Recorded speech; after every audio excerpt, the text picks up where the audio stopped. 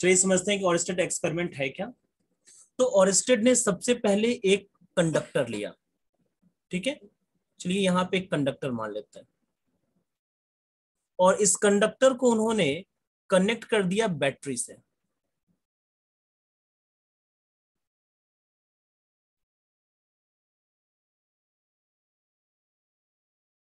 हम लोग इस कंडक्टर को एक बैटरी से कनेक्ट कर देते हैं।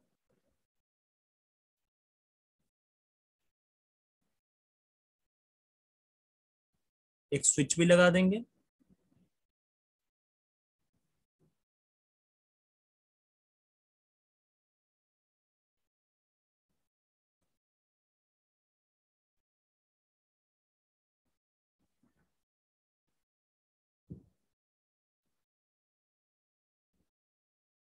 ठीक है, तो यहां हम लोगों ने एक बैटरी लगा दिया और यहाँ पे एक स्विच के लगा दिया, और एक कंडक्टर ए बी जो है इसके साथ हम लोगों ने कनेक्ट कर दिया,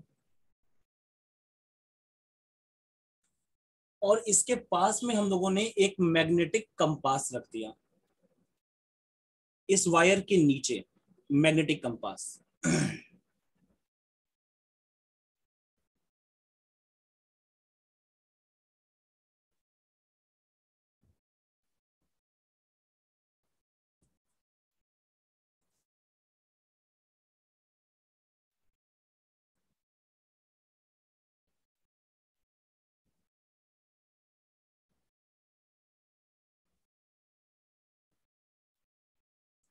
ठीक है, इस तरीके से ये मैग्नेटिक कंपास।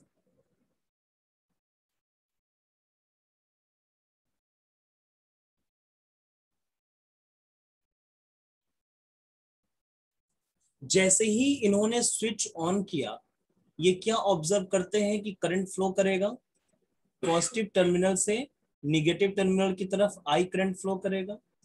और जैसे ही इस कंडक्टर में करंट फ्लो किया, हम लोगों ने देखा कि जो मैग्नेटिक निडल है कंपास की, ये तुरंत जो है अपनी पोजीशन से मूव कर गई, ऐसे अपनी पोजीशन से ये मूव कर गई, घूम गई पोजीशन से।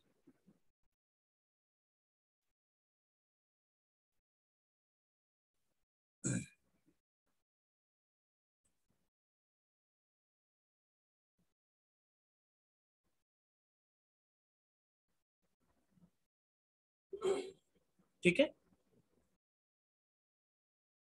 ऐसे घूम गई। तो ये मैग्नेटिक निडल का मूव होना इस बात को ये बताता है कि स्विच ऑन करते ही वहां पर मैग्नेटिक फील्ड जनरेट हुआ था, और उसी मैग्नेटिक फील्ड की वजह से ही ये जो मैग्नेटिक कंपास है ये डिफ्लेक्ट की गई है। क्योंकि मैग्नेटिक कंपास हमेशा जो है वो किसी भी मैग्नेटिक फील्ड में ही डिफ्लेक्ट करता है। तो स्विच ऑन किया, मैग्नेटिक कंपास की निडल डिफ्लेक्ट की, इसका ये मतलब हुआ कि वहां पर मैग्नेटिक फील्ड जनरेट हुआ है। अब उनकी क्यूरियोसिटी जो है वो और बढ़ गई। जब उनकी क्यूरियोसिटी बढ़ी तो उन्होंने क्या किया कि बैटरी के कनेक्शन को उल्टा कर दिया, बैटरी के कनेक्शन को उन्होंने उल्टा कर दिया।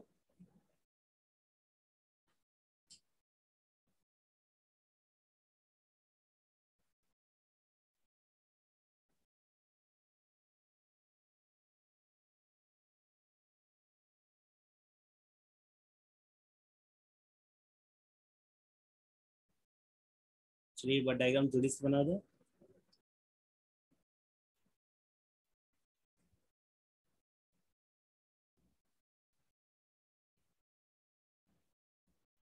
इस बार जो पॉजिटिव टर्मिनल है वो बी की तरफ लगा दिया,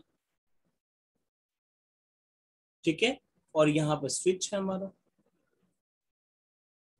ये ए और ये बी। और जब अब स्विच को ऑन किया गया, ठीक है,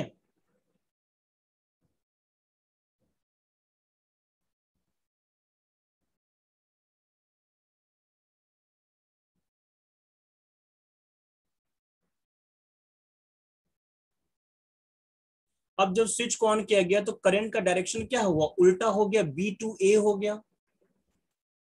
और ये ऑब्जर्व किया गया कि जैसे ही हम लोगों ने करंट के डायरेक्शन को उल्टा किया, तुरंत मैग्नेटिक निडल जो है वो अपोजिट डायरेक्शन में मूव कर गई, यानी कि जिस डायरेक्शन में पहले मूव की थी उसके अपोजिट डायरेक्शन में मूव कर गई। ठीक है, तो यहां से दो कंक्लूजन हमारे सामने आता है। एक कंक्लूजन तो ये आता है कि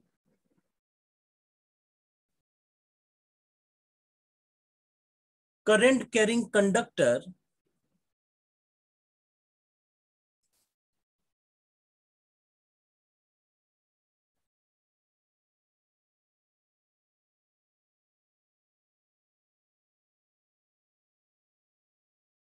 develops magnetic field around it।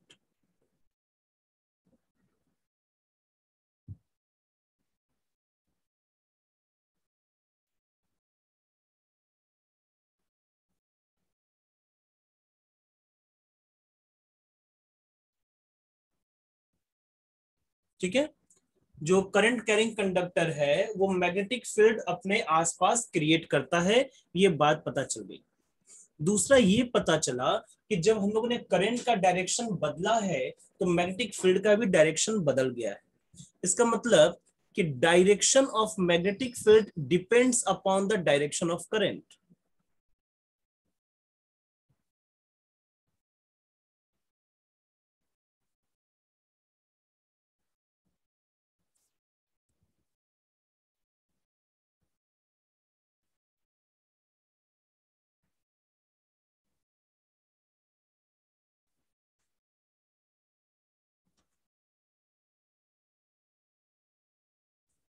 ठीक है,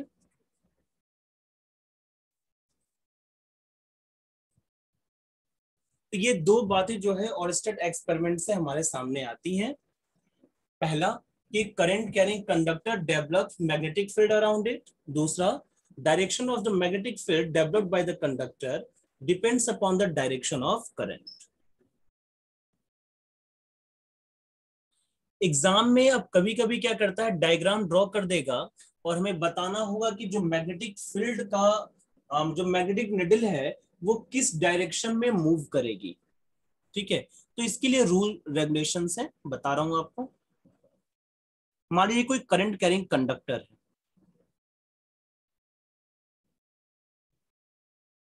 आई करंट इसमें फ्लो कर रहा है। ठीक है,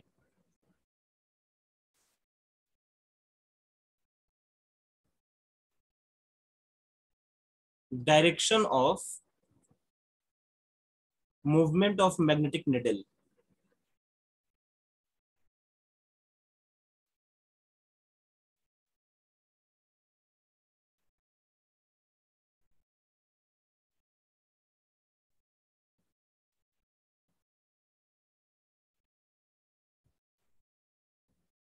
magnetic needle around current carrying conductor.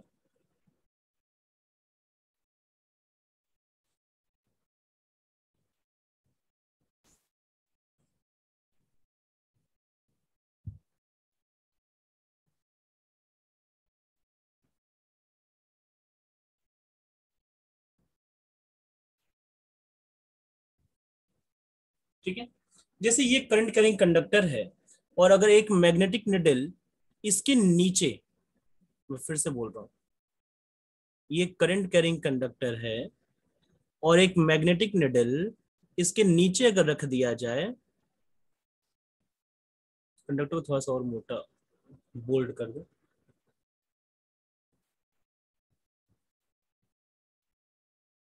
एक मैग्नेटिक निडल इसके नीचे अगर रख दिया जाए इस तरीके से,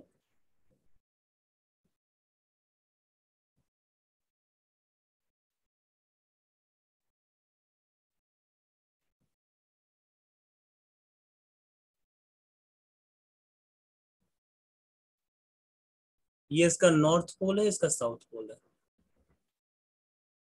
ठीक है, यहाँ मैग्नेटिक निडल जो है वो वायर के नीचे रखा गया है, इस बात को मैं बार बार समझा रहा हूं। और जैसे ही करंट हम लोग फ्लो कराएंगे तो ये जो मैग्नेटिक निडल है वो कुछ इस तरीके से मूव करेगी।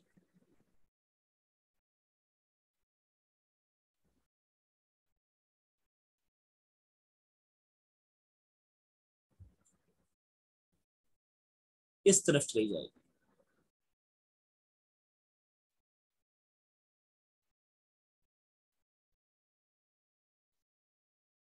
ठीक है, यानी कि ये लेफ्ट हैंड की तरफ जो है बेंड कर जाती है। इस रूल को हम लोग बोलते हैं एम्पियर स्विमिंग रूल।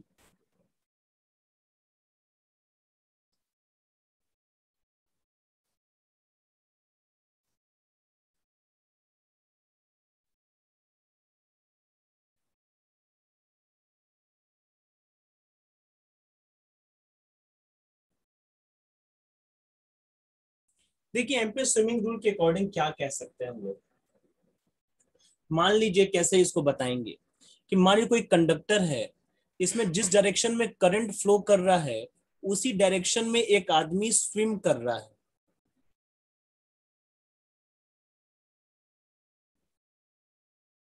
ठीक है, और जब स्विम कर रहा है तो स्विमिंग करते समय इसका लेफ्ट हैंड साइड, इसका लेफ्ट हैंड जिस डायरेक्शन में मूव करता है आगे बढ़ते समय, उसी डायरेक्शन में निडल का नॉर्थ पोल मूव करेगा। ठीक है, तो आप देख रहे हो कि जो लेफ्ट हैंड जो है हमारा, वो हमारा कैसे मूव करता है, वो हमारा एंटी क्लॉकवाइज मूव करता है। और उसी वजह से जो मैग्नेटिक निडल जो है, ये इसका नॉर्थ पोल भी एंटी क्लॉकवाइज घूम गया है। ठीक है, अच्छा इस रूल को हम लोग स्नो रूल भी कहते हैं। आप इसको ऐसे याद कर सकते हो, स्नो, SNOW।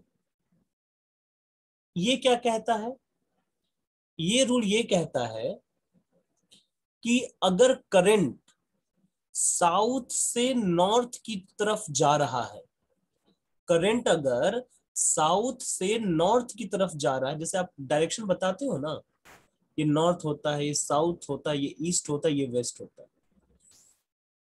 तो करंट अगर साउथ से नॉर्थ की तरफ जा रहा है तो जो इसका मैग्नेटिक निडल होगा, ठीक है, वो वेस्ट की तरफ डिफ्लेक्ट करेगा।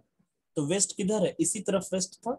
देखिए मैग्नेटिक निडल किधर डिफ्लेक्ट किया है, वेस्ट की तरफ। इसको बोलते हैं snow rule.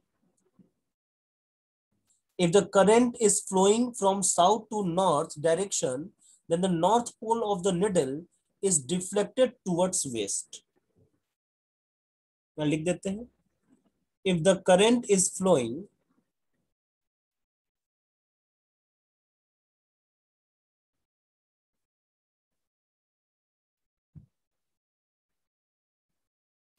from south to north,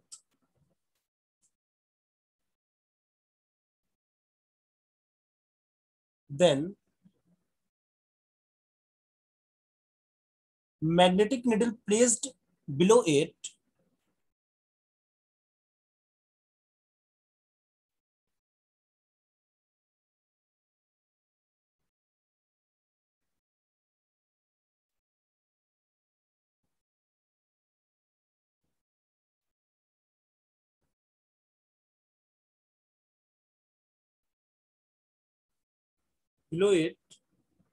will move towards west.